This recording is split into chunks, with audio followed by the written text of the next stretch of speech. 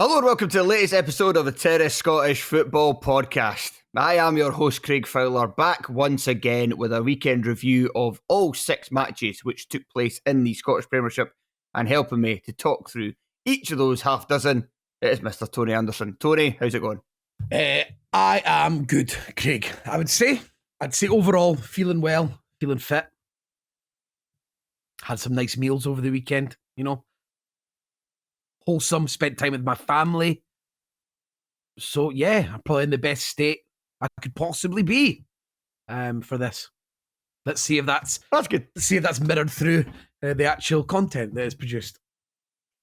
That's good to hear. I'm a little bit tired. It was a busy weekend socially. Not too bad.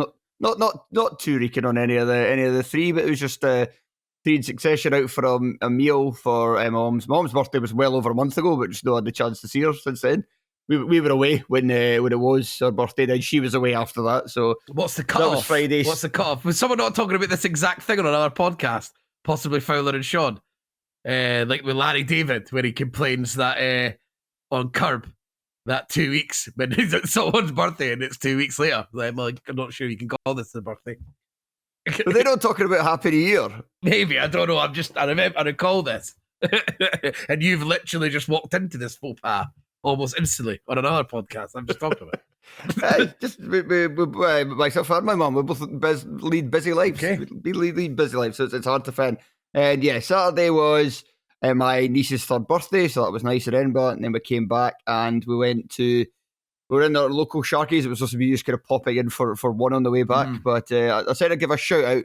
There was, can't remember their names because I had been drinking, and as you know, I am terrible at remembering names. I wasn't drinking at all, but here's a shout out to people I can't remember their names whatsoever. Cheers. I mean, Tony, if I was sober, I wouldn't remember their names either. Just it takes me meeting somebody about 5 times to remember their name, and even then, it's a bit hit and miss. But yeah, it was just got to chatting to them after Gillian put "I Want It That Way" by the Backstreet Boys on the jukebox in the local, and then that just struck up a conversation. What? Lovely people, so that was a good night. But it did keep me up a bit longer than I was hoping to be, because it was obviously the early kickoff. That's a good shout out. The chat was good. The chat was good. Going home. There we go. So I wanted to stay longer, and then we got something to eat. So I wasn't in bed until 1 or 2. So I was a bit tired on Sunday morning. Felt fine, but I was a wee bit tired travelling through for the Hearts game. And then stayed with my dad for a little bit, but was home by about 8ish last night. So it was all reasonably sensible. A good, fun weekend. Good. I'm glad. Where are we starting, Craig? Bloody Scottish football. Let's start with the game that you watched on Saturday. I didn't see, but I've watched the highlights. I've read up a bit of it. And that was Aberdeen finally getting a victory once more in the Scottish Premiership, winning 2-1 at Dundee. Aberdeen went, how many games is it? 14, 15? This is 15th. Without victory. 15th without... So was it 14? Yeah, prior to this. Without, and then this broke it. Right, yeah. So 14 without, and then they finally got an elusive league win. A minter for Dundee that the last time that Aberdeen won a top flight game was against Dundee, and that's now Aberdeen 3 for 3 against the Dens Park club this season. And it was won thanks to a goal from Kevin Nisbet in the first half. Tope Keskiren with an absolute belter. Aberdeen 2-0 ahead. Seb Palmer Holden pulled one back for Dundee, but that was all the scoring. I know from the group chat, despite Aberdeen getting this victory, you still weren't entirely impressed with their performance. No, I wasn't. And I would be surprised if any Aberdeen fan was. I actually thought Dundee started pretty well. They were really aggressive early doors. They had a good few shots on goal, and they were mixing it up a lot. Tales played in that sort of right centre-back role. He was seeing a lot of the ball, and it was allowing Dundee to mix up how they were getting. They could go through, they could actually pass through it, or quite regularly they were going long. Something that was good about them going long is Tiffany was back in the team. Okay, so they went with a 3-5-2, and Tiffany was basically playing up front with Simon Murray. And in the early bits, this worked all right. The two of them, because the two of them were just mixing it up, going from channel to channel. None of them were having to stay wide or anything like that. And that worked for a while, but overall, I did want to start on the fact that there was parts of both teams I just didn't like the minute I saw them. And Tiffany being sort of like using this 3-4-3 or 3-5-2, which is what it looked like more when Dundee were going quite direct. I didn't think that was ever really going to hold. The fact that Tiffany's not really been playing much either. Felt like him and McGee were sort of brought in into this game sort of quite randomly, and that meant that Garza was dropped, which Dundee have been going through a bad time recently, but he's arguably been their best performer during this period. So I was shocked to see him not playing in this game. And then Aberdeen they wanted to obviously get Nisbet on the pitch again after he did finally get that goal last week. But they went with Papagay playing in the 10 behind them. And I was annoyed.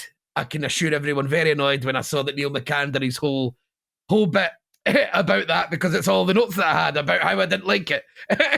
And everyone will think I've just stole it off Neil Bloody McCann now. Well, there you go. Joe, it actually fits nicely into a discussion there, because I disagree. So I didn't see the game, but I've seen Papagay play in the 10 before. And I get the points that McCann was making. But he said he kind of likes him more as a centre forward. I like him more as a wide player, personally. That was my disagreement. I would go with that. But I've seen him play as a 10. I think, was it Motherwell early in the season when they beat them at Pittodrie and Gay scored an excellent goal. I think that might be a game he was playing in the 10. So he has to play with his back to goal sometimes in the 10 more than he would out wide. And that's a weakness to his game, because his touch is not great, and he's quite poor at holding the ball up, but that's where he's not very good up front either. I don't think he is a good option to play at the tip of the attack. But what playing as a 10 does afford him, maybe not in this game, but in other matches, is it affords the space and ability to drop deeper, to turn, and to run at the opposing defence, which is what he's good at. Although you're probably right, he's probably at his best as a wide player. But I would prefer him as a 10 to him playing up front. And it's because, and like the three players that are playing in behind, Nisbet likes to drop off as well. So he likes to come into that area. And then you've got Ockles, Keskinen, and Gay, who I feel like all want to do pretty similar stuff. So there's not a lot of balance to it. And I felt like a lot of the time it was breaking down. And with Papagay, I like it when he can open up his legs a bit. Obviously, Nisbet was on his toes. His touches let him down. He was getting crowded out a lot in there. And he was never able to like just get turned and get someone stand up and just start. He's a bit of a chaos player, Gay, I think is a fair way to look at him. He's an awkward customer.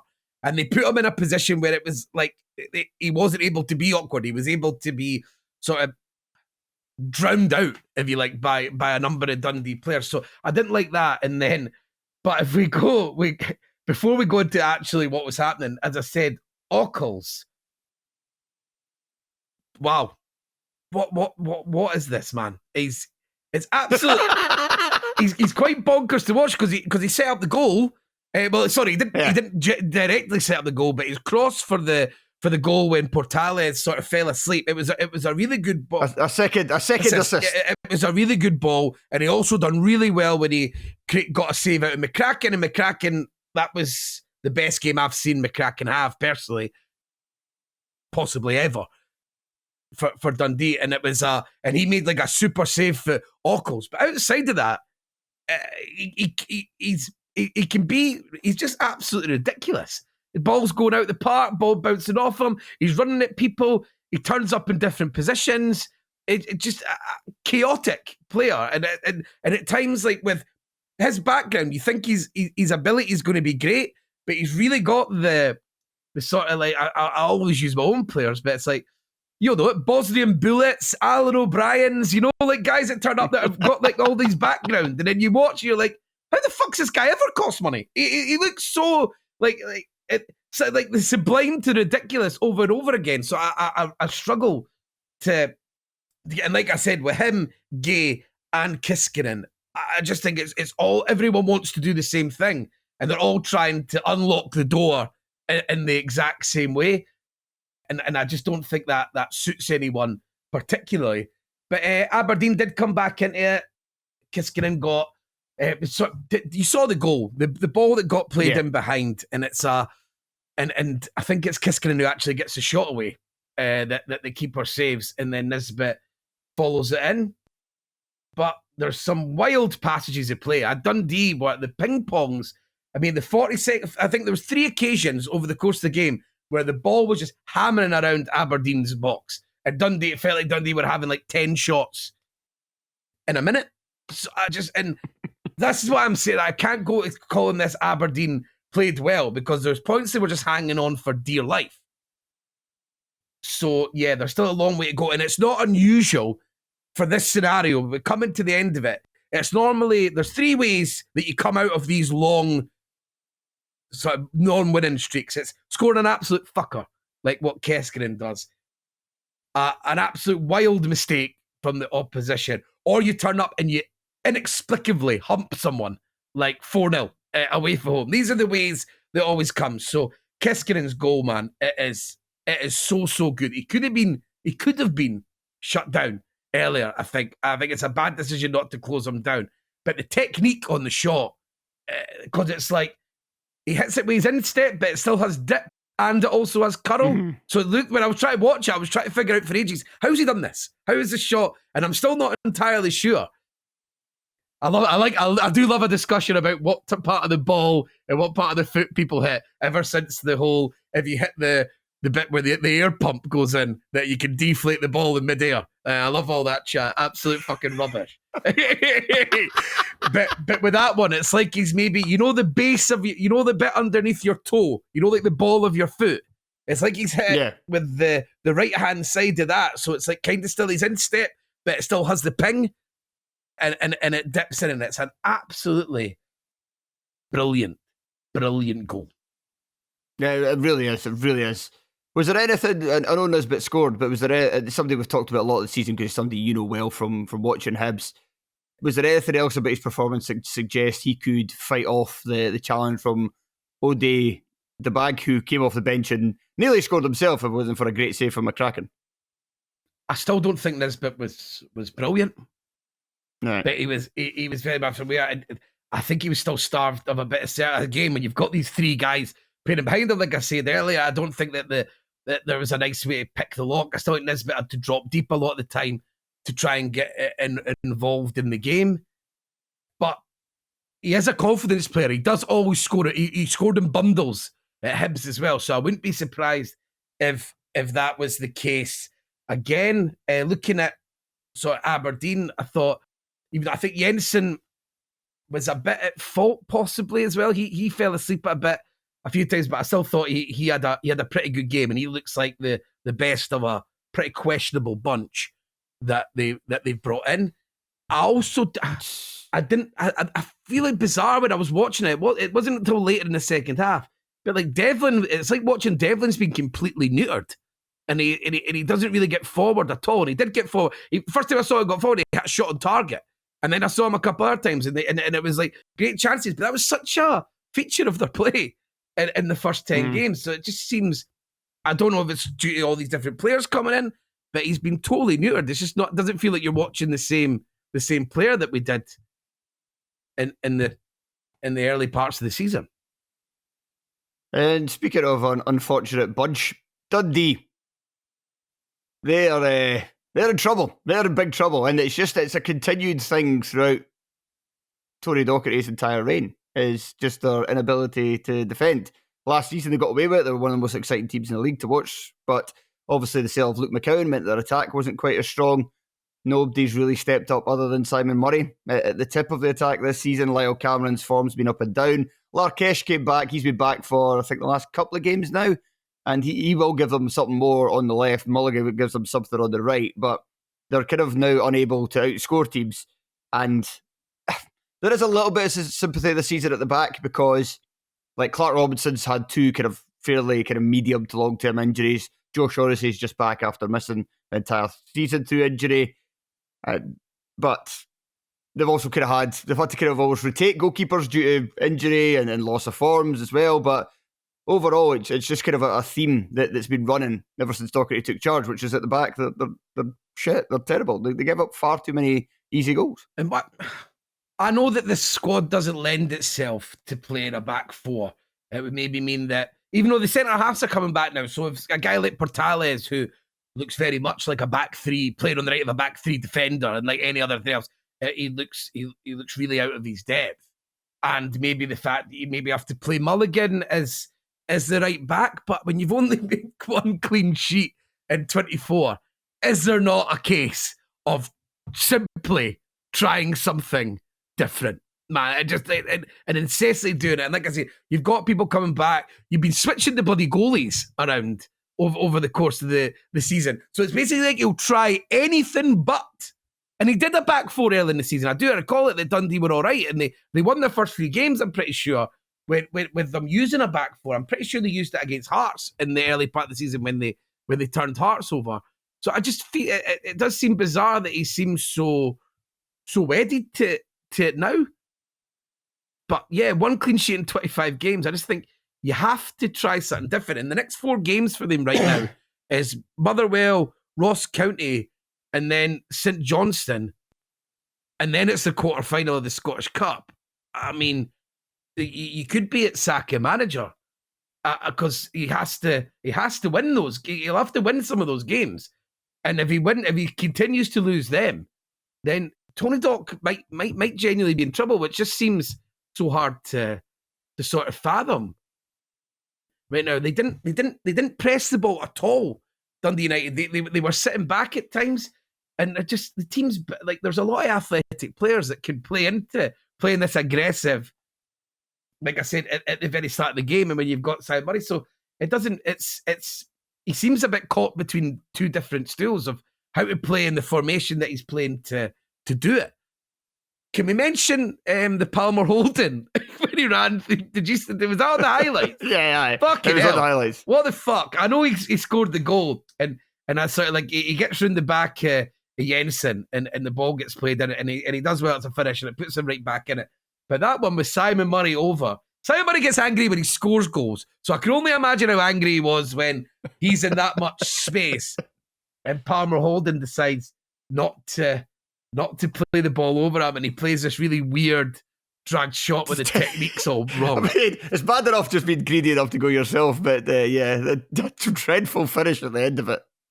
But yeah, Dundee, there seems to be a lot of issues, and the manager just it seems to have got himself in a bit of a tiz. He's got himself a bit confused in the way that he's approaching games and sort of being wedded to a formation that's making them concede goals every single game.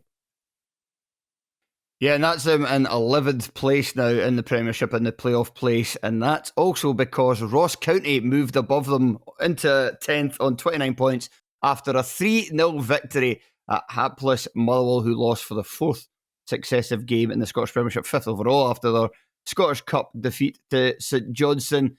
And this one was won with 2 goals from Ronan Hale, 1 in the first half, 1 in the second, and then a nice strike late on from Conor Randall, getting Don Cowie's side all 3 points.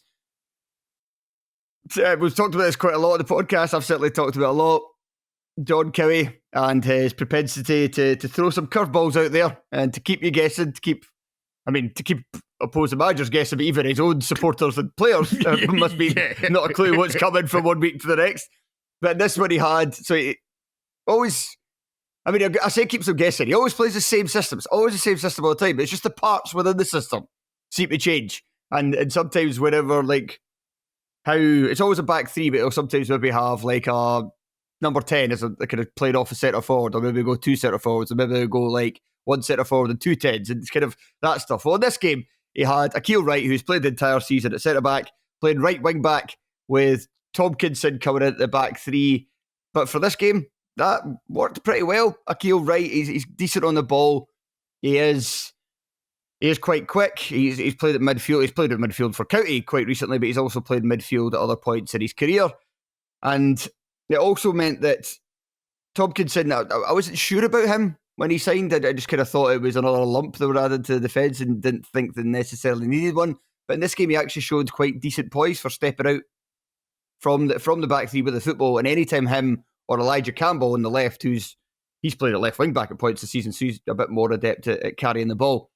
Whenever they stepped out, it really seemed to kind of bamboozle Motherwell in the midfield, and they kind of lost the battle in there whenever that happened. And that helped free up space for Noah Chilvers, who, as anybody listening to this podcast this season will know, I'm a big fan of. But even the County fans who are frustrated by his inconsistency from 1 week to the next, we're all saying he had a great game. Wow. Played a part of the first goal, excellent pass for the second, and just driving continually at the Motherwell team. And is it Ronan Hale as well? Ronan Hale, I know you're a big fan of Ronan Hale. back on the score sheet again. That's now after a period of 1 goal in 15. He's now scored 4 goals in his last 3 games. I'll come to that. But with Chilvers, it's like our favourite. I think that everyone playing a player centrally who drives and beats people and is really direct. I think it's the best thing.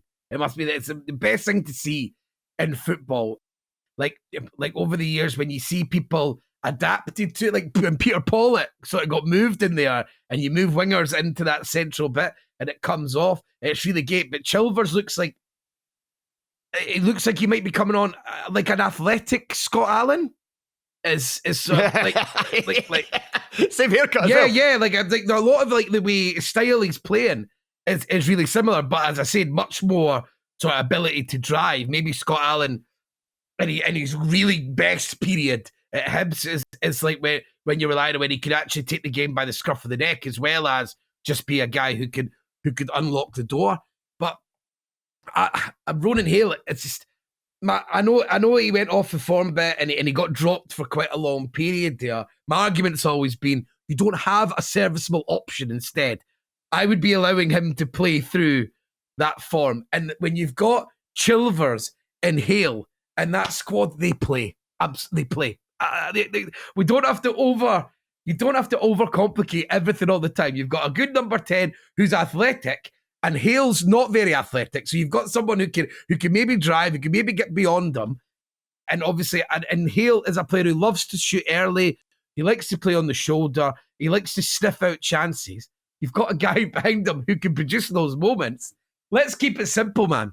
You're not very good. You're Ross County. Let's just keep it a little bit simple and go with it. And you just see that with the 2 goals that Hale scores. It's just the first goal, somehow every single Motherwell player seems to be there, and the ball somehow, when a tackle's made, runs directly to Ronan Hale, and that's it. It's one of those. It's pretty poor defending, but at the same time, you're like, of course, when you're in the position that Motherwell are and the form that they've gone in, of course it runs through directly to striker. You can just run onto it absolutely perfectly.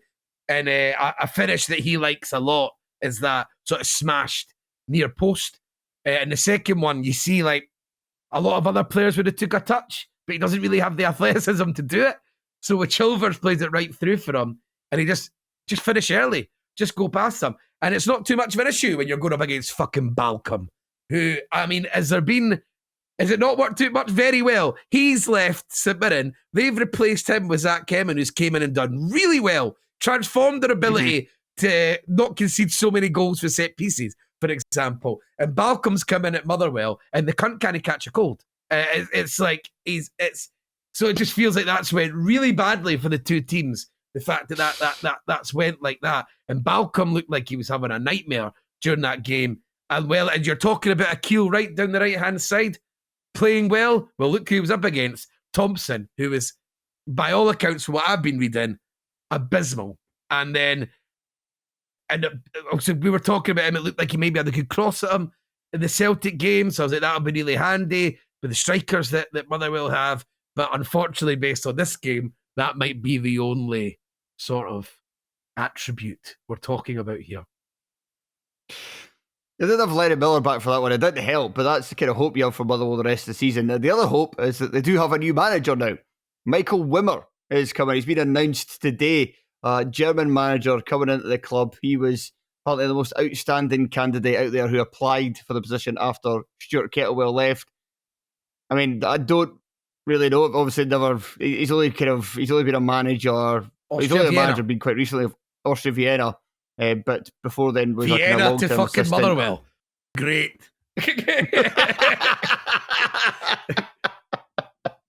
But right, and you probably saw me talking on the chat earlier about this. Is that I'm not looking at it. I'm not against it. It looks quite like an interesting appointment. The guy's had he's done a lot of work over the years, and like I said, Ant was Austria Vienna manager, so he's obviously got something about him. But it just. Do we bring in sort of German gen press merchant midway through the season when you've got 35 guys to coach? Some of them are injured. We're in the midst of 1 win in 11 games and we're going into the heat of the battle. I don't know how pragmatic he is, but I'd be hoping that there's a small amount of it Because, I mean, are we getting Andy Halliday chasing and pressing like mad? I mean, he's got this, I suppose, this new striker, Armstrong. It looks like it might suit him a bit. And Lennon Miller, even though Lennon Miller isn't like wildly athletic when I watch it. That's the main kind of weakness of his game, is his kind of lack of pace. So I'm kind of worrying when we say all this stuff. Like, is it, again, not necessarily, it might just be the wrong manager, the right manager at the wrong time. And we do seem to do this a lot in Scotland, where we seem to get these guys, project managers with ethos, and we plump them in the middle of the season where they have no chance of doing anything. I don't know, I think it's not saying it's a bad appointment, but there's little alarm bells ringing for me where if he is that type of manager, I'm worried. Yeah, he said he is. He said, like, I've just had a look at his interview and he says that he likes to play a high energy, high pressing kind of game. And you're right. The problem with that is that Motherwell under Kettlewell pressed the least of any team in the league. So that is a completely different change of style that he's going to have to get his players to learn on the hoof as they are plummeting down the division. Like, they're now in the 8th place, as I said earlier. They're only 4 points from 11th. I mean, a general manager coming in halfway through a season at a struggling club. We've seen this story before. It didn't end well. Oh no! Hopefully, COVID isn't coming back. But Leo, so I mean, you're looking at if you're playing the high pressing game, then I think it only works if you play a high line, really, because otherwise it just needs that you play in the. So I'm assuming the line's going to have to come up. And right now, like, Stephen O'Donnell looks. I'm scared to say finish because, I mean, I think we've had 4 eras of Stephen O'Donnell being finished that we comment on each time, and then the next time I turn around, he's playing in World Cups or something. So I don't want to get too ahead of myself. But who's he playing for this World Cup? The Euros, whatever. Come on. And then you've got Gordon, who I wouldn't call particularly athletic either. I was talking about Balcom, who I'm not.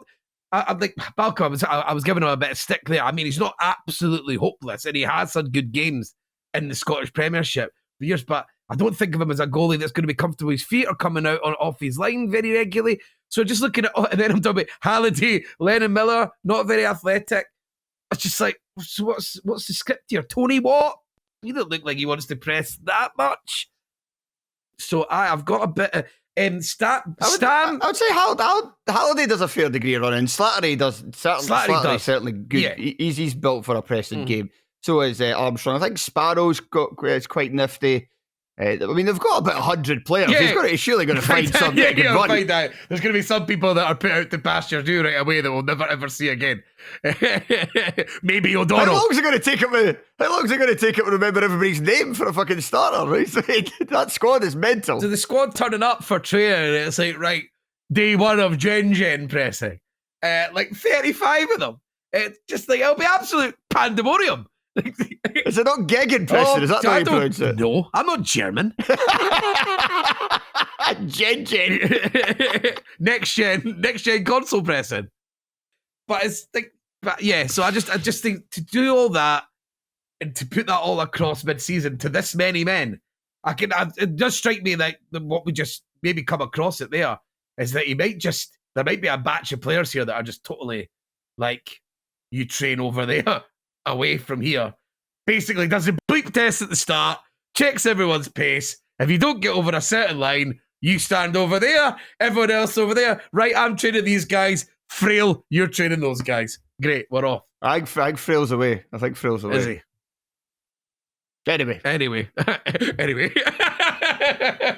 Well, speaking of a manager that came in midway through a season and completely tore up the original game plan and tried to make his squad into something it's perhaps maybe not, and it's not going according to plan.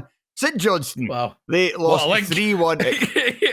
They lost 3-1 at Killie this weekend, and that was after 2 successive victories. Kind of brought them back into things at the bottom of the table, but now they're back to 6 points adrift, with Dundee now their closest rivals. And Tony, it really seemed from this one like they were just this Valacari. We've talked about it before that when you arrive halfway, and you've said this before, you just talked about it there as well, kind of thing, but when you arrive halfway through a season, we want them I've been a big fan of the Valkyrie hire. I want it to work out because I want managers that play a different style. I'm sick of seeing so many teams, especially teams struggling down the bottom, playing really one way, whether that's shape or just teams that are just built around a defensive ethos and being hard to beat. And St Johnstone have changed for pretty much every game they play, except for like Celtic and Rangers. They dominate possession. They try and build it from the back. They're different than everybody else. But it's not worked out results-wise. And this was a good example of why it's not, because even Celtic go to Rugby Park and play a bit more direct than they normally do. So Johnson go, and you can see it for the highlights, just right away in the match. In the first 20 minutes, Killie dominated within that space. They get their opening goal, a mistake at the back from St Johnstone, trying to pass it out. I mean, Watt makes a complete arse of it, but I was also say that Andy Fisher in goals, whose position is also very suspect for the second one, he should be knocking that out to Barry Douglas instead of passing it into the centre of the park. Because if Douglas can't control it, I mean, the worst thing that's going to happen there is that they might get a crossing situation, or what's likely to happen is that he puts it for a throw-in, and then you can set up and start again. But Watt loses it.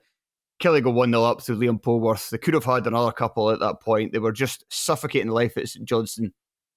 To be fair to Valkyrie, changed things up. There was an injury to Victor Griffith. He then brought on, hang on, I'm going to have to get this guy's name, Stephen Duke McKenna, who impressed with, I think he put in the most crosses of anybody in the league this past weekend. He was being direct. Johnstone kind of got themselves together, but then they were undone by a combination of a great free kick from Fraser Murray and some suspect goalkeeping. And the goalie for some reason pulling his hand away.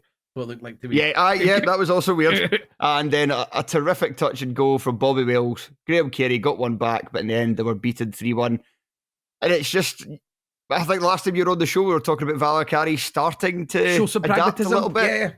Yeah, he really should have done it for the start in this one, because that's ultimately what helped them.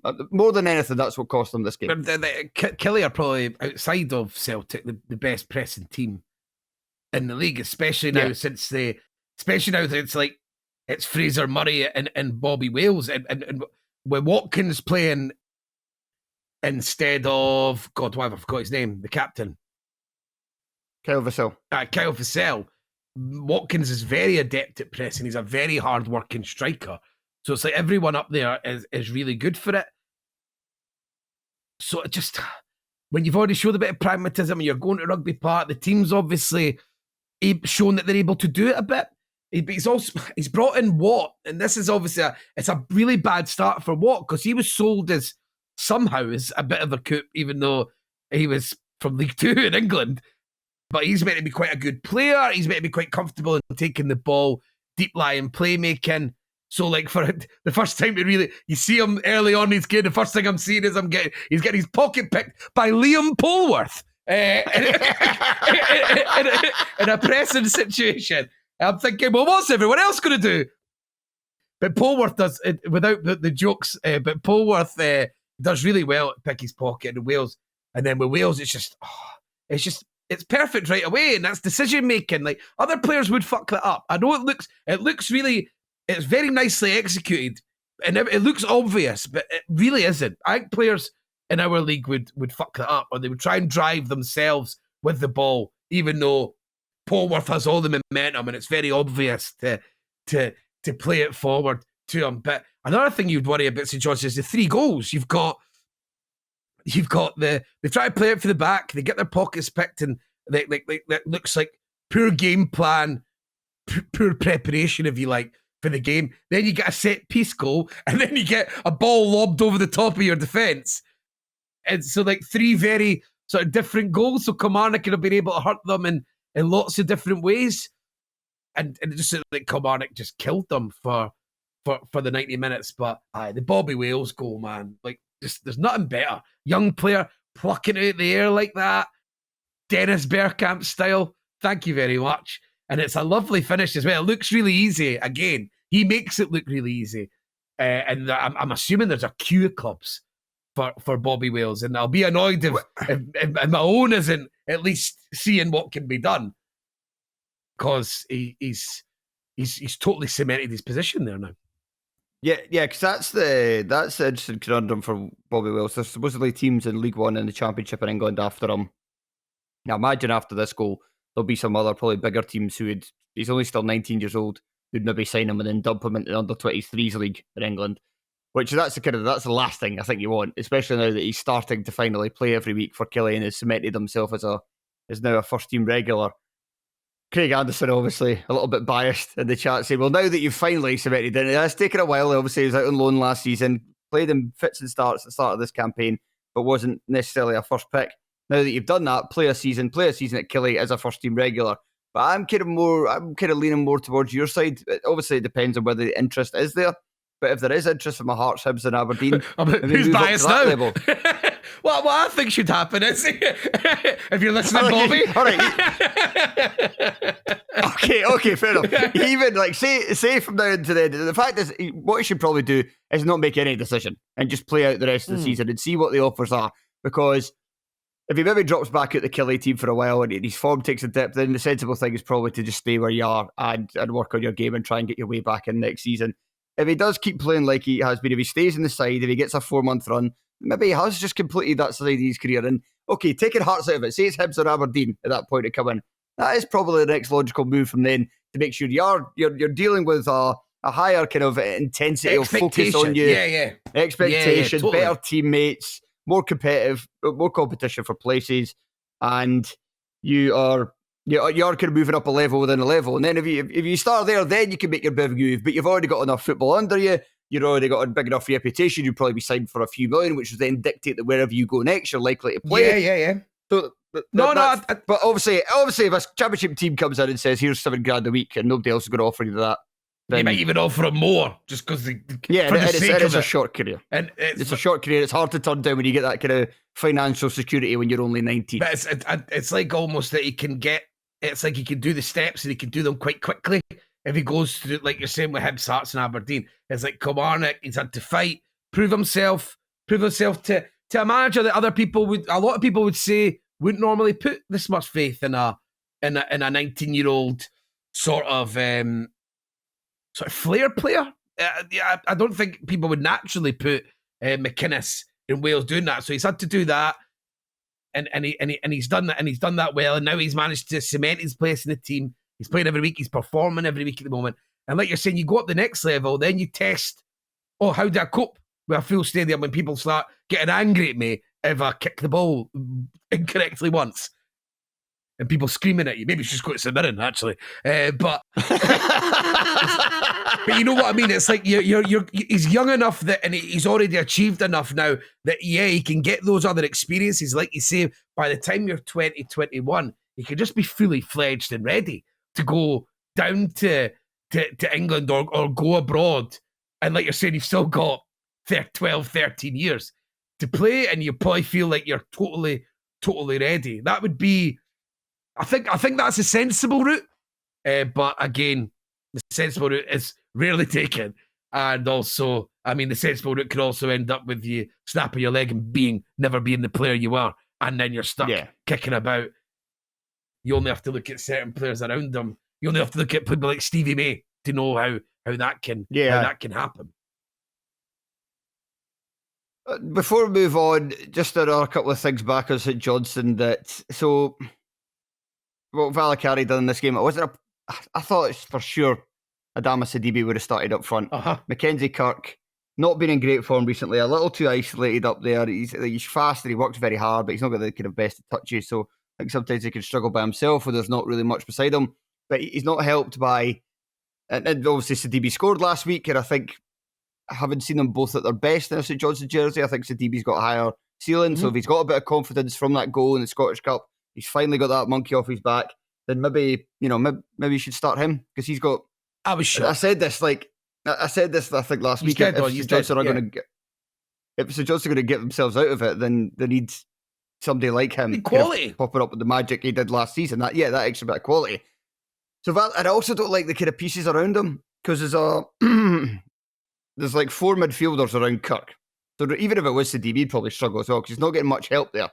And a lot of them are much of a muchness guys that like to drop deep and take the ball, which obviously in Valakari's system, it's good to have at least 1, maybe 2 of those players, but 3 is a bit overkill. And he changed the shape. He done well by changing the shape when he made the sub with Duke McKenna coming on. But St Johnstone ended the first half quite strongly, but then he made 2 changes at half time. when he maybe just could have kept it going from the first half. He kind of then interrupts the rhythm again, and it was within the first 50 minutes of the second half that Killie got the 2 goals. So a couple of tactical things I wasn't necessarily a fan of. And a concern when I just look at this team in general, and it goes back to the Motherwell point as well, and what we were saying at the start, is that you talked about Watt coming in, decent pedigree and stuff. And there's a few other guys I've got that kind of look good signings on paper. But they're coming in midway through the season in the middle of a relegation dogfight. They're playing alongside guys that they've never played with before. They're playing in a league they've never played in before. And they're also having to learn a more advanced style of play than your natural kind of scrap and fight. So while I think they've had a bit of a lift from some of these guys that they've brought in, it is an extra hurdle almost to overcome as I look at to stay in the division. But I'm still seeing St Johnstone fans, and I do kind of think it's fair enough because fans at clubs at the bottom end just get sick of survival only season after season. Hamilton fans have got so sick of it. I know some Livingston fans who aren't even that keen on the idea of them coming back up again because I've actually enjoyed going to the football this season as opposed to like the last couple of campaigns where all they were doing was I'm sure a lot of other people agree with them. Yeah, exactly. So I'm still seeing a lot of St Johnstone fans saying like, okay, if this is what it is, this is what it is, and they're still happier that Valacari's in charge. But in terms of their survival, they're only 6 points behind. It's a lot of football left to be played. But that's another reason to doubt that they've got the ability to get themselves out of this. Just again frustrating. Like I was saying earlier, that these managers aren't put in the pre-season at the start. This could all be avoided. It can all be done. It can all be dealt with. But it always seems to be quite common that we do it mid-season. Hibs done it with Montgomery. Hearts done it with Stendhal. It's happening now with Wimmer. St Johnstone done it with Valacari. The sort of like guys who at least like to present. Hibs and Maloney as well. Like they like to put themselves forward as project and ethos managers with a genuine style of play, and they all get popped in here, and it's almost like we're doing it deliberately to try and prove that it can't be done here. Look, it can't be done. And like we try and make it as hard for these. It's like we're all trying to make it as hard for these changes to come. They're coming. We can't stop it. But let's grind out another few years to make sure the usual faces can still get a little run as manager. Because like Craig Levine's still doing it even after he kept him up. It was the most obvious. Thanks for your service, son. Craig Levine. Why are you talking to me like that? But thanks for your service, Craig. You go back to the pod, etc., etc. He's got loads going on. Craig Levine, he doesn't rely on magic. It doesn't even look like it's something that he's really overly bothered about. And then it gave them a stage to make that change that they've been desperate to do for ages, and they just insisted on not doing it, even though everyone said it. Everyone, it's not like this is like coming from like try to rewrite history or anything. I think that was the common conception. So it is a very strange way we bloody strange we behave strangely up here. We do. There's no getting away from it. And now we move on to our fourth game, and that was a match that took place between Hearts and Rangers. One of two games which were on Sunday afternoon. This was certainly the better of the two. We'll get to the other one later on. And the full-time result finished Hearts 1, Rangers 3. For the second time this season, quite a frustrating game if you're a Hearts fan, because, Tony, across the two matches, Hearts had 40 shots, 13 on target, and yet Hearts players scored more goals into their own net than into the opposition, because this was Jamie McCart opening the scoring with their own goal, Michael Steinwender on his home debut, equaliser for Hearts shortly into the second half. You thought the way the game had gone at that point, and even after it went for the next kind of 5-10 minutes afterwards, kind of thought, well, if Hearts to win this game, they're the team. So if Hearts, unless it's a draw, Hearts are the team most likely to go in and win this. Not the case. Vaclav Černý put Rangers back in front, and then Jamie McCart scored his second own goal of the game. And Tony, I think it just we'll get to a controversial refereeing decision definitely coming up. But before we do, I think the big difference to the game was just Elton Kabangu did not have his shooting boots on. Wow. I think we maybe discovered why he maybe didn't play so often in Belgium in this game. See, this is one of those moments, and I think this is something that splits fans, is Kabangu was the most dangerous player on the park. But he's missing all the chances. So, and I think we get this with a lot of players sometimes. If someone's always getting in position, you always feel like you don't want to take them off the pitch. You don't want to make changes because eventually it's going to work. But some fans just be like, well, what's the fucking point? The cunt's never scoring. So it's all just like a giant waste of time. But I do... It's similar sometimes with Aberdeen. You know, when you played them recently, Kiskinen was the same. And he was the most dangerous player on the park by a mile, but he couldn't score. And he was fluffing his lines every time. So you get that debate, should we be changing him? But no, so I think that was like maybe the moment where we see that obviously Cabangu wasn't going to be scoring every single game. Otherwise, otherwise Star Lizard really is some piece of software. But we maybe see the issues in Cabangu's games possibly. Yeah, because I'm actually trying to think back to some of these other goals. Because he seemed lethal in all the other games. Lethal. But with the one he scores against Killie, it's the same. It's kind of like a side foot shot. He's quite close in, so it doesn't really matter. It's just that's just all about accuracy, and he gets it on target, and it's a goal. The first goal against Dundee, he also kind of side foots it low. Through the keeper's legs. Yeah. And I was thinking one of these goals against Brecon earlier, is this how he just likes to shoot? Because in this game, I think that was the problem with a lot of the efforts, is that he was just choosing to side foot, and he wasn't getting much power on it. But there was certainly a couple of opportunities where he should have driven through it, put his laces through it, and then he would have had a much better chance of scoring. The one where he did do is probably Butland's best save of the lot of them, where he tips it wide. A great save. Yeah, because the ball is headed for the far corner, and it would have been a really good finish. And Butland is equal to it, but overall, just a very frustrating game. Because he kept on tickling it. That one when he went 1-on-1, and he just tapped it towards him. Never looked like scoring, it was probably I would say the best I've seen Hearts play this season. They were absolutely all over Rangers. They absolutely battered them, and Rangers couldn't get a breath. And I know we can slag off Rangers, and I know Rangers have had their issues away from home, especially this season. But it's still unusual to quite see them. But personally, I expected some sort of reaction to the Queen's Park game, but it never really came. And it was just a case of some Rangers having a bit of quality. The game spun, in my opinion, on a 10-minute performance from Diamandi in the second half, where suddenly he started making brilliant decisions. He was dropping his shoulder. He was starting to commit men commit Hearts players in the midfield, where he was getting past two, with a bit of snake hips, driving through. Then suddenly the game was open up. That's what led to Czerny's goal. And I think that's what the whole game spun on, because that was the only period that I felt Rangers took the game by the scruff of the neck whatsoever in 90 minutes. And that was around the time as well where Czerny kind of woke up and had done nothing really for the first 60 minutes. And then he had a quick burst, got the goal also had just before then. The one where he cut inside and had the shot that just went past the far post. Because he did that. Yeah, you're right. Rangers really done nothing in this one. And there was no reaction from that Queen's Park game. Because I was going into the match, I thought, right, obviously it's a great chance for Hearts to get a victory over Rangers, because Rangers are shite away from home. We're looking a lot better. But that was the one thing that did worry me. It was like, is there going to be a reaction? And you told me beforehand how Rangers were going to play and what the match stats would be. That would have been like, oh, well, we're surely winning then. But it was just one of those games, just very frustrating, where on the one hand, you're missing all these chances. And even though they should have been better finishing, there's still some, like Butland makes a very good save at the first one when it's deflected. Cabangu should be doing better, not giving him a chance, but he still does well.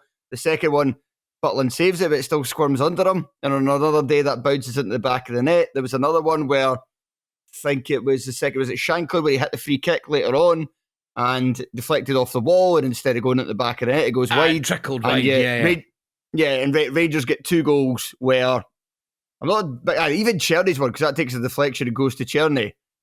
I'm not happy with Steinbender. Looks a decent enough player so far, and I didn't really have any other complaints about him, but he stands with his hand in the air for offside instead of going towards Czerny. I wasn't not sure he would have got there in time, but at least would have given Czerny something to think about and maybe put him off. But there was that. There was the fact the first goal, Gordon just parries it out. There's no danger. Hits McCart. There's no danger. McCart could do. There's no danger. McCart could do nothing about it. Hits him, go in the back of it. McCart should do better for the third one, but you see it on the replay that it's he's going to clear it with his boot, and it just comes off his shin first. Mm-hmm. So when he does hit his boot, it's kind of like completely off balance, and then it just like loops over Gordon and at the far corner. Great, you may love that finish if it was the opposite end, but not so much. And that's when he became Jamie McCarthorse, and how he'll be known on this podcast by me for eternity. but overall, it's a funny one. I was talking about the pub afterwards. Like on the one hand, you are really frustrated, but on the other, you're frustrated because if Hearts got 3 points this one, then you're starting to think, right, okay, this team has properly turned it around. This club's properly turned it around. That would then mean that the gap to third place was been down to like 5 points or something. Yeah, 4 or 5 points. Hibs are 4 off now, so it must be. It would have been 5 points, I think. Yeah, had they won this game. So Hearts are back to 9th with 30. So yeah, 8 points behind Aberdeen. So yeah, they would have been 5 points off a third. And in the form team. And so that's really frustrating. But on the other hand, it's kind of like how bad we've been for a lot of the season, and the fact that 3 points ahead of Dundee, we're still in it. Like, it's another bad run could see us 11th. It's not completely out of the woods yet. But I think you can see that the James Wilson's played well. Cabangu's still, missing chances, but still a good addition. Shankland was back to playing well as kind of the number 10 in the diamond. Benny played well. The defence looking a bit better. There's a whole lot of things to like after this performance. It's just frustrating that you don't get opportunities to beat Rangers very often. This was a good chance to do it based on the way the game went, and it just didn't happen for a combination of poor finishing and bad luck. Yeah, and Wilson sort of drifted in and out of the game, but I think he done well. I think he's always going to do that because of his age. Yeah, exactly. I mean, he still had that terrific pass for Cabangu, and I still like a lot of the runs he makes, and I like his decision making for a young player. And he's still, like the thing about Wilson is no matter what, he's sort of impacting games. Be that with and he looks like he might be a bit of a crunch player. You know, like he's gonna, even if you don't see him, he's gonna, like as you say, make a good pass or have a brilliant finish at some point. And this is what you want. This is what makes a young striker. You don't bring a 17-year-old striker who's just a workhorse. You know, that a 17-year-old striker must have sort of like laser sharp ability in front of goal. That's what brings them. That's what makes you get interested, because they will get swallowed up by the game from time to time due to being children playing in a man's game. But yeah, like so McCart and Steinwinder, like it's a shame because there was a period they might build up a really good partnership, and now they're sort of like, and they still will, but just like now there's, as you're saying, issues with the goals for both of them, which sort of peppers over the memory of the game, if you like, including with Steinwinder scoring, but a great ball in from Penrice for that goal, even though I don't know why he's getting a free header at the edge of the 6-yard box. What do they do, Rangers, at training? You don't see any style of play. You don't see them do well for set pieces. It is bizarre. And what was it Clement said after? You cannot say we didn't play well against Hearts. Yes, you can. It's very easy. I've just done it. It's a guy that now moving into the flailing and just saying anything. He knows he's on death row. Slaver tooth tiger. Yeah, as you like. Yeah, so it's just he knows he's on death row. So everything that comes out his mouth now is just meaningless. It's just looking for sound bites for people to slag him for, and people can cut up on Twitter. that's basically all Clement's future is now at Rangers. But actually, there's just nothing. As I said, they played in flashes, Rangers, and unfortunately for Hearts, it was enough. And because Cabangu was so wasteful, because basically, if you play Rangers, now I feel like you're going to get 4 chances minimum, 4 good chances, and I barely watch a game where that isn't. Well, especially away from home. They will give up at least 3 or 4 good presentable chances. And the controversy that I alluded to earlier. Oh, here we go. In the build up to the Rangers goal, James Wilson goes down under the attentions of Clinton NCR, and it's from the replay from the side. It looks like he pushes 2 arms out on his back. He goes kind of through him to try and get to the ball. To me, that looks like I know there's obviously a bit of bias at play here, but to me, that looks like a clear penalty. And I thought at the time, the only thing that maybe didn't think it was that nobody really claimed for it other than Wilson. So I thought, maybe it's not, maybe he's just kind of making the most of it. I haven't seen the replays back. I still think it's a penalty as I thought of the game. And the VAR check was over pretty quickly. Dermot Gallagher was on Sky Sports today saying that he thinks it probably maybe was a penalty, but he's glad that VR didn't get involved because it wasn't a clear and obvious error. But this is the other problem with VAR, is that you don't want them to get involved as much in re-refereed games and stuff like that. And at the same time, but it's also like it's subjectivity on top of subjectivity. Of course. So you're watching a decision and then you're thinking, that may be that. But I think that might be a foul. However, is it enough of a foul for it to be a clear and obvious error? So then you're like double it. It's like 2 tiers to it. And it's just, I continue to say this, it's just pointless having this stuff when it comes to fouls and the like, because there's just too much interpretation from one person to the other. I thought it should have been a penalty. I thought VR should have intervened. The Rangers goal should have been chopped off and Hearts given a penalty instead. Imagine that. Fucking hell. That would have been very, very funny. But unfortunately, I don't read the Daily Record, but I might have even bought one after that. if that happened. To see it definitely been popping on Twitter to have a little peek if that had happened. But who have Hearts got next? We are away to St Johnstone on Sunday. And then after that, we are at home to St Mirren in the midweek. Okay. I don't really have anything to add to that. I don't even know what I asked. Well, it's a couple of big games because you win both of them, then you can. The beauty of right now is that every game is massive. Like every game, even like when they get every game that I'm watching Hibs now, you feel like, we have to win that because basically Hibs and Hearts are mirroring each other's season. Basically, almost the only difference is we won Boxing Day. That is essentially the only thing that's different. Both seasons are just being mirrored completely. So yeah, every game just feels massive. Right, let's move to our penultimate game. Yes, I think that's right. Yes, the other side of Glasgow, Celtic winning 3-0 at home to Dundee United on Saturday. I just have I've watched this earlier, took notes on it, completely blanked on who scored for Celtic, so apologies, stick with me on second. Callum McGregor opened scoring, my friend. Yes, he did another good shot. There was Jota, and then Adam Ida, what a terrific finish. Mm-hmm. Quite a few belters this weekend, actually. Few peaches this weekend. Yeah, all the Celtic goals were quite good. I think with the first two, though, if you're a Dundee United fan, you're fucking raging that how easy like McGregor and Jota got into the positions to fire at goal, because we've seen it for McGregor this season. Like every time he kind of veers back to shoot from anywhere inside 25 yards, it seems to be finding the bottom corner. And we all know Jota's quality. And I mean, with McGregor, there was a little bit of a bounce to the ball, and Campbell maybe should have done a bit better. But even after he got past that, I thought the defence was too static. Should have kind of came out. And when you're defending away to Celtic, you usually have so many bodies in the box to stop these things from happening. So to get off kind of 2 clean strikes, it didn't take deflections, it just found the corner. And in the first 35 minutes, away to Parkhead, you're going through a bad run. Yeah, that's the stuff that you're just that makes you livid as a fan. And that's the bread and butter for Dundee United this season. That sort of deep defending your box. But I said it weeks ago, that obviously I thought this was going to be a 4-defeat run.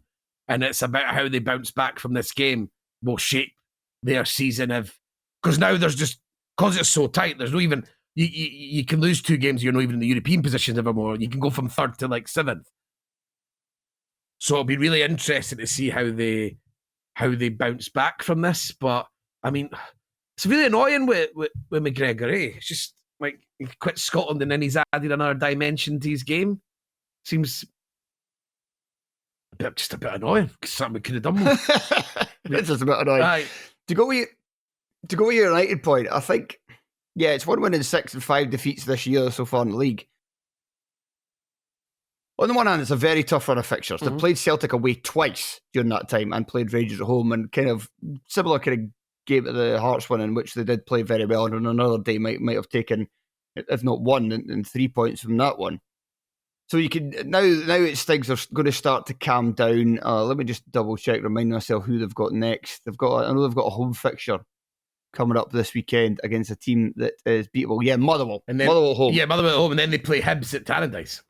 Yeah, so things are starting to settle down for them again in terms of the fixtures. But on the other hand, sometimes it just happens that you have a tough run and you lose a lot of them. In fact, I think this probably happened to Dundee United. Remember that period where they played Celtic?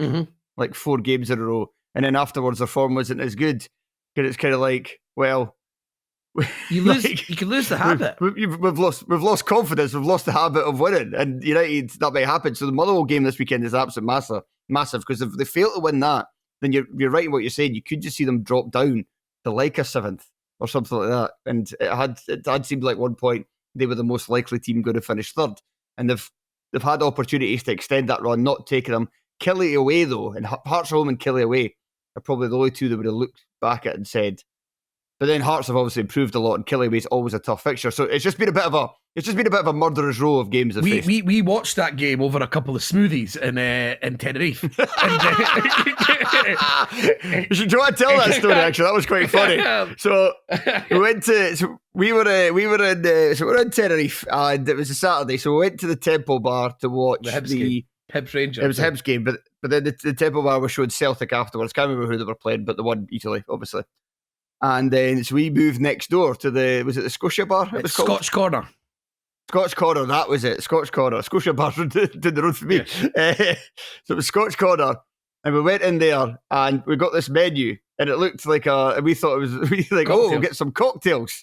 So we thought they were really cheap cocktails, like €4.50. That's we were like, oh wow, brilliant here. What a place. You got one, Tom got one. I think I just got like a pint or something. And then I tasted one of your quote-unquote cocktails. And then I was like, oh, that's tremendous. I'm going to get one of them myself. So then we ordered another round. So you guys had 2 and 1. And then we told... my wife walked in. And because I'd been telling her on the phone, because they'd been away down the beach. And I'm like, have you come up? The cocktails are really good in here. Boasting about the price. She just came in instantly. She walked past, and instantly she obviously peeked to the menu. She said, "They're smoothies, by the way. You're not even drinking." And then just went, and sat at a different table from us. And then desperately having to buying shots of rum to put in it, which disgusted the guy. It was like we were on Superhand Stag Day. Yeah. Just a couple of juices. We wouldn't have thought banging on about how good they were. It's probably the best I felt the whole day, just drinking loads of fruit. I mean, they were very, very nice smoothies. But that was a bit to the point of that. Dundee United were shit in that game.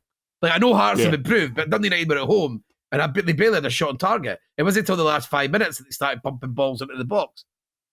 I think they have added. I think Campbell's a good addition to this team. I think they have got stronger as a squad. I still think they'll turn it around, but it is very close to getting like spiral territory if they don't beat Motherwell. Well, they're playing the weekend. They're playing the worst team in the league at the moment. Currently, the worst team in the league. Much. So, yeah, it's a massive game for them. The other thing just to say about Celtic, Adam Ida's great strike for him, and kind of a bit more recent form. He's obviously got his confidence a bit back up. He's scoring greater regularity certainly than he was earlier in the campaign. They've got their away game against Bayern Munich coming up. I mean, I think obviously it's easy to kind of write them off just due to the quality of the opponent and the fact that they're 2-1 down from the home leg, but they went to Villa Park, got a 2-2 draw, came back for 2 goals down. But they got beaten 4-2, in fairness. Yeah, but they're not going to throw in the towel. They're going to go and try and do it. Do you think Ida should start? And also, it's kind of a question going forward for Celtic in the bigger games. Does Ida start, or is Ida an off the bench guy, and then you play Maeda up front through the centre? He was rested for this one with Kuhn on one side and Jota on the other. Or what do you do? Does Maeda play instead of one of Kuhn or Jota? In this game, I think I would play Ida from the start simply because they're going to have to play long at points. There's just no doubt that they're going to have to do that because they're going to be under pressure. So I think that might be what I would do, is still play Ida so they've got something to hit. Any other time, I would probably go with the Maeda one, especially like if they were at home against Munich, I probably still would go with Maeda. But I think in this, they are going to need just a traditional outball. Like sometimes it just gets that hard in this sort of environment that they will just need to go long at some points, and Ida surely is better than Maeda from that. So I'd probably drop Jota simply for work rate would be the thing I would go for, and also if they do manage to hang into the game, they're probably bringing on one of their highest quality players later on if a chance comes that he would take it. I've been trying to work out the point in the signing of Jeffrey Schlupp since it happened, because when I saw against Bayern Munich that he didn't start, I was like, I can't think of any other reason while Jeffrey Schlupp's here than to play against... Purposefully so a young Scottish player doesn't get a chance. I just thought the only reason he would be here is to play in this knockout game against Bayern Munich. They might actually use him in midfield in Munich because he's probably the traditional, the best of the like actual defensive midfielder who still has athleticism and the quality to move forward. So, but if he doesn't play in that game, then I've just absolutely no idea what he's doing here. Because when he didn't start in the one at Parkhead, I'm like, what? There's never going to be other game that Celtic need to play a defensive midfielder. They have just McGregor doing that sort of fake defensive midfield role. So it was just one of those signs. You're just like, I just don't know what he's for. And I'm not saying he's not good. I'm not saying he's not a good player for Celtic. Just what's the point of him? When are you going to use him? It's just the thing that like Rodgers in particular. And I mean, not just to criticise Rodgers because it's the same of like so many managers in the Scottish top flight. It's like you can just get like you've already won the title. You can just get by to the rest of the season with Greg Taylor. If Greg Taylor gets injured, they'll throw in a 17-year-old. Give him a chance. It's an easy way to get. Matter. And you'll get like this is the way that you'll get. You'll discover things for your squad. If Celtic done that, I guarantee every 2 years they'd make a discovery about a player. I think if they'd actually just done that, and they've got the room to do it. They've got the most unique set of circumstances possibly on planet Earth in football. So just. Why not take advantage of it and actually do it? But hopefully they get fucking run into the ground. So when they come to Easter Road, they're dead on their feet. I was actually watching the game, wanting them to score a second, simply because I want them to be as much in the tie as humanly possible before. Because 12:30 at Easter Road after a game in Munich, it feels like that is the best time you could possibly play Celtic. Doesn't mean you're going to win. It certainly doesn't mean, but I feel like it's the best possible set of circumstances. Well, thank you for setting me up for a nice link there because our last game features Hibernian and their 0-0 draw away at St Mirren. No scorers to read out, but Hibs did get reduced to 10 men late in the match with Alassane Mane being sent off for 2 bookable offences. There was some further refereeing controversy when a penalty was awarded for an alleged handball on Killie Phillips, and replay showed quite clearly that it hit him in the face. Tony, we'll start with the referee. I think in this game you probably have to, because that's only scratching the surface. I'm trying to remember what his name was. I've not seen him much kicking about. So what was his name? Yeah, he looked slightly familiar, but I couldn't. He was one of those ones that I wouldn't. Ross Hardy. There we go, Ross Hardy. Sounds like a Livingston striker, but. He was sort of, everything was going fine, and then just in the second half it all seemed to flip. I don't know if he's another victim of the St Mirren stand and they've just got in his head too much, but he just started making really bizarre decisions, and like the Manny one, it was a booking, the first one. Manny just obviously a guy who's coming out of he's not played in a while, he's probably coming out of like a mini pre-season at Hibs, coming on and the game was probably a bit too quick for him at that point. But the second one, I mean, there's just no need. Nobody's going to be looking for that. Just a header. There's no like aggression in the arm.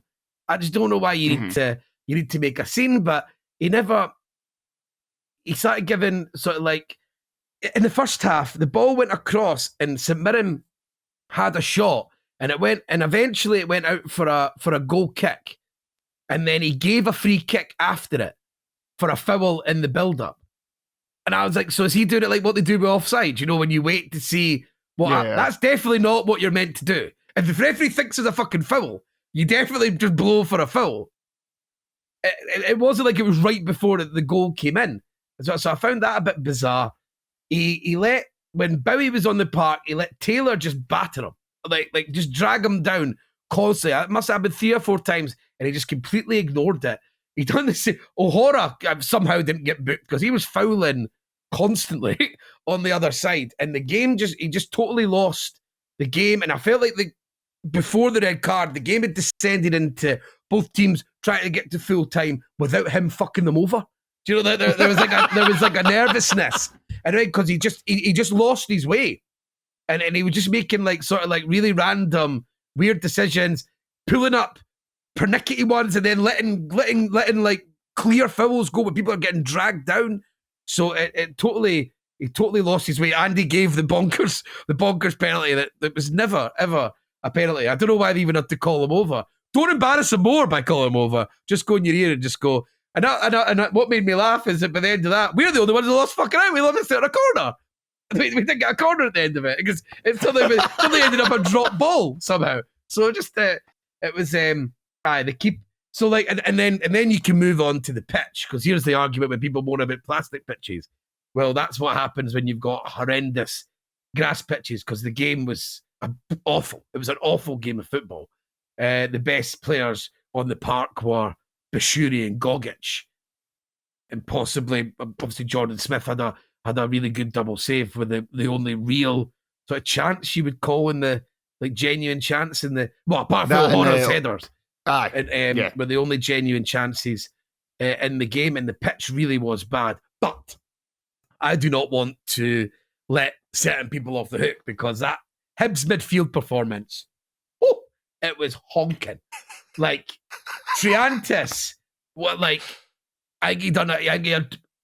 use the Y Scout phrases, 2 positive actions in the 90 minutes. He could not get to grips with the pitch whatsoever, and he was absolute. Kwon, I mean, you don't need me to tell you my opinions on Kwon, but it's an empty jersey. He runs like he's got his shoelaces tied together. He looks permanently injured. And I think the only thing that he's bringing to the table is that he's sort of like quite big, so he's like relatively physical. But he's honestly, I think he's rubbish, really bad. And like I say, like he's barely taken out of the game. Martin Boyle had, like, even going back to the old days of Martin Boyle, one of the worst performances he's certainly the worst performance he's ever had in a Hibs strip. He couldn't control the ball. He could every time, and obviously he's your player. But you know when he breaks away, you're like, right, we're at least gonna get territory. Couldn't even get that. He would just fucking fall over. Like fuck, it was very frustrating watching Martin Boyle, and it's and due to injuries, Neil being out, Levitt got injured obviously the day before the game, which meant Kwon was in. Alassane Yamani clearly not ready, and with Yuan still being out, so they basically couldn't take Boyle off, even though he was playing that badly, because we didn't have another option. And this is it, that Hibs have had this really long run, but they've had injuries within them, and I think the teams needing freshened up. People need a rest, and that played on a heavy pitch like that, you could really see, and it just took another immense performance from Rocky Docherty. He was imperious. He was just like, Olasanya is like one of the most annoying players to probably play against in the league. I think that would be generally considered. He dealt with them like he wasn't even there, and Olasanya could barely get a kick, and he was always able to run ahead of him. So he had them on the pace side, which Olasanya, and then he was much stronger, just nudging him out the way. So it was just an unbelievably good performance. I think Hibs have conceded like 6 goals in like 12 games or something like that. And like Jordan Smith again, a person I've still criticised despite how despite the upturning. But again, he was really good, and the confidence he's breeded around the team, it can't be ignored. And obviously the nice stuff in the paper where he's talking about his mum always meshing on. That was really nice. I really didn't like that, because I was like, I want you to fuck up again soon. But I don't want your mum to be stressing out, and I want to reply to all these fucking idiots on social media calling you the worst goalie ever or something. So so obviously he's talking about this is like obviously the greatest part of his career. Essentially, the first time he's ever got to have a run of games. So, but an absolutely rotting game, and pitch. I'll accept it's an excuse. I will accept an excuse, but Hibs were fucking bad. St Mirren were slightly better. Just basically just a team who was more knowledgeable, adept at playing that pitch. But I still don't think many St Mirren fans would still think that they played particularly well. And like I say, Gogic was really good. He was really strong at the back for St Mirren. Right, Tori, I think that'll do us. I mean, St Mirren fans might say I could talk more about them, but they didn't really do it. They just had more territory. They did better. They didn't really create loads of chances. I could kind of see that. I was the closest eye on it because I was in the pub after the game, but I was watching quite a lot of it. Kind of, you're distracted at the same time because people are talking around you and stuff. But from what I can see, that's kind of seemed like St Mirren had a lot of territory early on, didn't really do much with it. A lot of balls in the penalty area, didn't really come to much. Hibs had a wee bit back, St Mirren had a wee bit. Hibs, it's just kind of, but without making it sound back and forth, but not really anything happening with any territory for either team. Yeah, it was a and great. then St Mirren obviously end the game a bit stronger as well. They've got the 11 men. But overall, It was a lovely ball for Cadden for that O'Hara header. Just like when you see the technique that he uses. Yes, I'm saying it. It's Scottish football's David Beckham. That is Nicky Cadden. It's absolutely brilliant, man. The style of his crossing stuff. But St Mirren are really Taylor gets away with a lot. That is a physical player. And I see him a lot. And I noticed something about the referee as well. And this is maybe something that was quite good, but it's not something I would normally bother about. But he was really on St Mirren stealing yards at throw-ins. And normally I would say that's a bit pernickety, but St Mirren do it. I watch St Mirren a lot, and they're really good at it. Is that the guy picks up the ball and as he's taking up the ball, he's already starting his run. If you understand what I mean, so he's building momentum, and he ends up sprinting about 4 yards further forward and lobbing it up the line. And I could see that the referee had something that's obviously been spoke about, because he was very much on St Mirren doing that. And again, I'm not saying that's a bad thing for St Mirren. That Robinson, we all know teams try and steal things. It's a style thing, and it's absolutely fine. But the referee was well on top of that, which is unusual to see. And I know just another thing, that was maybe something good he was doing well in the midst of. He was thinking about too much, thinking about stuff that you don't know what to think about, and he lost his way. He did too much research. Yeah. He was over prepared. He forgot that he couldn't do the fucking normal stuff in there. But both defences just defended crosses really, really well. And like I said, in terms of a positive for Hibs, is that that's something we just weren't able to do previously, and now we seem to be able to do it with ease, essentially. So a few things to cover before this podcast comes to an end. Firstly, if you'd like to hear more, then the best way to do so is to check out the Patreon, patreon.com/Terrace Podcast. There is typically at least 5 bonus episodes that go up per week. I think the most favourite one that was done last week was the one I done with Callum Stewart, the Queen's Park fan, as we were, for over the course of nearly 40 minutes, going through all his emotions experienced that day and just how brilliant it was to see his team defeat Rangers at Ibrox, and just kind of those special moments you get as football fans that come along. Well, I mean, if you're talking about a Queen's Park fan beating Rangers at Ibrox, literally once in a lifetime stuff. In fact, even longer than 3 that. lifetimes. Pretty much. Can we get him back on to ask him how he found getting beat at home off Hamilton Academicals? John Rankin's Hamilton Academicals. I'd listen to that. What's the emotions in that one? So yeah, that's patreon.com/Terrace Podcast. We will be back on Thursday with another lower league show. Again, I don't want to say who's definitely going to be on it, because usually when I do, it's jinx, but there will definitely be 2 knowledgeable lower league fans for that.